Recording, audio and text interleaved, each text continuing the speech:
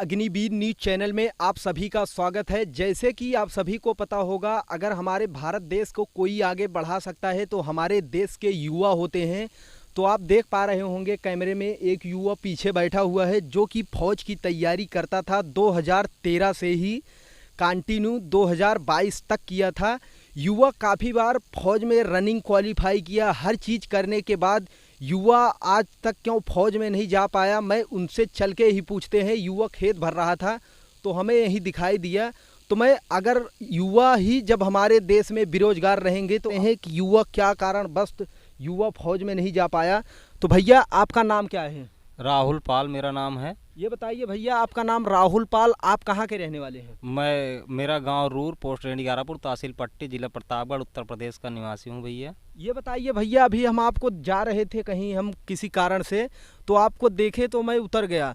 तो ये बताइए भैया, जैसे आप फौज की तैयारी कितने साल से कर रहे थे? भैया हम 2013 से लगे हुए थे, 2022 तक तैयारी किए, जिसमें हम 6 बार रेस निकाले हैं, 4 बार परीक्षा में फेल हुए हैं। ये बताइए भैया, 6 बार आप रनिंग क्वालिफाई किए हो, कौन सा यारो है आपका? मेरा अमेठी यारो है। अमेठी यारो जी। ये बताइए भैया, जैसे आज के समय में युवा देखते होंगे फौज की तैयारी करते हैं। फौज की तैयारी सब कोई नहीं कर सकता, उसमें अपनी रनिंग को क्वालिफाई करने के लिए आपको बहुत मेहनत दिखाना पड़ता है। ये तो सच है भाई, लेकिन ये एक गरीब किसान का बेटा ही फौज की तैयारी कर सकता है। अगर नहीं तो अगर आप देख रहे हैं क्यों नेताओं के बेटे नहीं तैयारी करते हैं इस फौज में जाने के लिए, क्यों नहीं ये जा सकते हैं? ये देश के लिए क्यों शहीद नहीं हो सकते? क्या गरीब किसान का बेटा ही शहीद हो सकता है? तो देख सकते हैं भैया का कहने का मतलब है, क्या गरीब और किसान का ही बेटा देश का ठेका लेके बैठा है, जो फौज में जाएगा शहीद हो जाएगा, 1 करोड़ रुपए उसको मिल जाती है। तो उसके गुजरने के बाद उसके माँ बाप से जाके आप कभी मिलिए, कैसी हालात होती है। जिस घर में अगर एक ही बेटा है, वो फौज में गया अगर शहीद हो जाता है, उस घर की पूरी नाई एकदम डगडगा जाती। भाई डगडगा की बात नहीं भैया, उसमें तो पूरा उसके घर का दीपक ही बुझ जाता है। जैसे कि माँ बाप का एक सपना होता है कि बेटा फौज में हुआ है, हमारी अब चिंता हट गई, अब हमें कोई दिक्कत नहीं, परेशानी नहीं। लेकिन जब बेटा वही एक्सपायर हो जाता है, उसके बाद वो पूरी ज़िंदगी जब तक जीते हैं तब तक रोते हैं माँ बाप।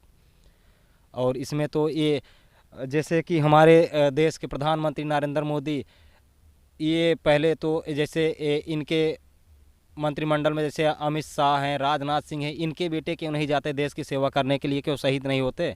अगर ये लोग जाएं देश की सेवा करने, किसान नौजवान का एक किसान आस लगा के बैठे हुए हैं हमारा ही बेटा है, क्यों वो देश का ठेका ले रखा है? ये लोग क्यों, क्या ये देश के नागरिक नहीं है क्या?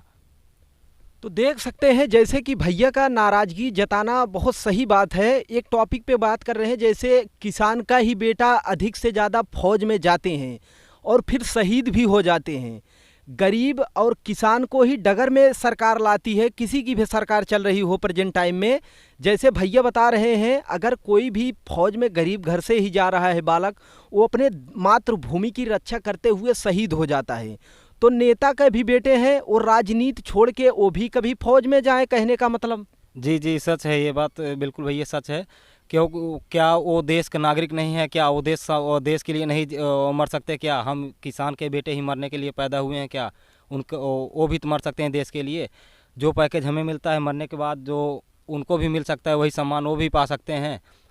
देश का किसान के बेटे ही ठेका थोड़ी ले रखे हैं। तो ये बताइए भैया, जैसे उनके तो बाप विधायक है, तो वो फौज में क्यों जाए मारने के लिए? विधायक हैं तो इससे क्या यार, देश के थोड़ी वो एक अफलातून थोड़ी है, यहाँ के कोई वो हैं, वो जा सकते हैं देश के लिए, शहीद हो सकते हैं। जा तो सकते हैं भैया, लेकिन हम ही तुम ही उनको एक अलग पहचान बना देते हैं। नेताओं का वैसे तो कहे तो नेताओं का जो है, अगर किसान और नौजवानों को अगर कुछ उनको नेताओं को और चाहिए, तो उनका हम लोगों के प्रति जो है घुटने के नीचे उन लोगों का स्थान होता है नेताओं का। चाहे वो देश के प्रधानमंत्री हो, चाहे साले जब वोट मांगने आते हैं तो हाथ जोड़ के मांगने आते हैं, तो उनका तो सिर्फ काम है कि हमारे घुटनों के नीचे ही तक रहे, उससे ऊपर ना जाएं।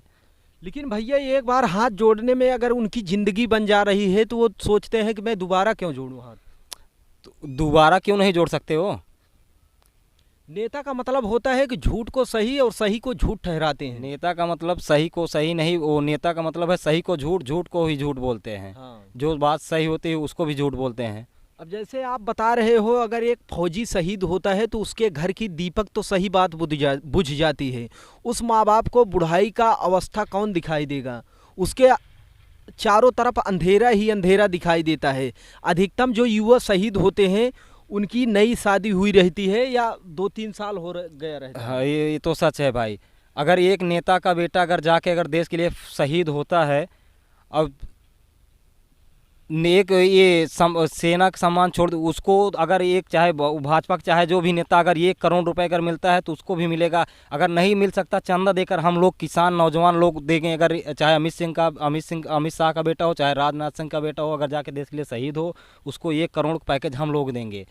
तो देख सकते हैं भैया बता रहे हैं, अगर अमित शाह हो या और जितने नेता हैं, रक्षा मंत्री हो और जितने नेता हैं, अगर उनके बेटे फौज में जाते हैं, अगर सरकार के पास उतना पैकेज नहीं हो सकता है देने के लिए, तो किसान और फौजी नौजवान देंगे सरकार के तरफ से, ताकि उनको ये महसूस ना हो कि सम्मान नहीं मिल पाया। जी जी, ये तो सच है। क्योंकि अगर सेना अगर भारत सरकार के पास अगर पैसा नहीं है इतना बचाने के लिए पैसा, अगर उनको अगर 4 साल की नौकरी कर दी है तो 5 साल में विधायकी सांसदीय क्यों चुनाव लड़ते हैं, जो उसके बाद उनका पेंशन भत्ता सब बंद कर देना चाहिए। तो ये बताइए भैया, जैसे सरकार बता रही है एक फौजी को ट्रेन करने में मात्र 1 करोड़ रुपए एक फौजी बनाने में लग जाता है, ये बात सही है या नहीं?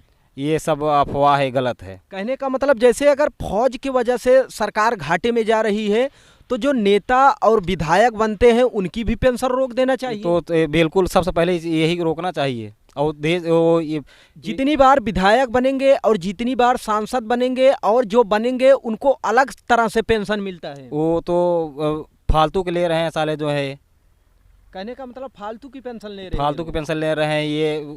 ये थोड़ी है कि परंपरा की मतलब एक बार जीत जाओ तो उसके बाद पेंशन भत्ता लेते रहो, ये सब गलत बात है ना। ये बताइए भैया, जैसे आप बता रहे हैं 2013 से आप तैयारी करते थे 2022 तक, आपने बढ़िया तैयारी की थी। आपके पास सुनने में आया है एनसीसी सर्टिफिकेट हो। ये मेरे पास एनसीसी सर्टिफिकेट है। तो बताइए भैया, जैसे आप फौज में नहीं जा पाए, आपकी ज़िंदगी का एक एम बना था फौज में जाने के लिए, कहीं कि इधर गांव में अगर किसी से पूछते थे तो आपको पता लग जाता था कि वो बंदा बहुत मेहनत करता है फौज में जाने के लिए दिन रात। माँ बाप कैसे उम्मीद लगा के बैठे थे या नहीं बैठे थे? सब यार घर वाले पूरे उम्मीद लगा के बैठे थे। घर वाले की बात छोड़ो, पूरे गाँव क्षेत्र वाले सब उम्मीद लगाए थे कि इस बार हो जाएगा राहुल, इस बार हो जाएगा तेरा। तो ये बताइए भैया, जैसे आपको तो अभी नहीं हुआ, अब इस समय ज़िंदगी में क्या सोच रहे हैं करने की? सब चीज़ अगर पैसा, राजनीति में ही पैसा, तो अब राजनीति में ही उतरना पड़ेगा भाई। हम तो इस बार जिला पंचायती चुनाव लड़ेंगे। तो ये बताइए भैया, आप बता रहे हैं जिला पंचायती का चुनाव लड़ेंगे जी, 2026 में चुनाव लड़ेंगे। उससे पहले 2024 में जो चुनाव होगा, इससे पहले जो है हम लोग चंदा लगा के पूरा रैली निकालेंगे कि भाजपा को वोट ना दो, भाजपा को हटाओ, देश बचाओ। तो देख सकते हैं, वीडियो को ज़्यादा से ज़्यादा शेयर करें ताकि लोगों तक पहुंच सके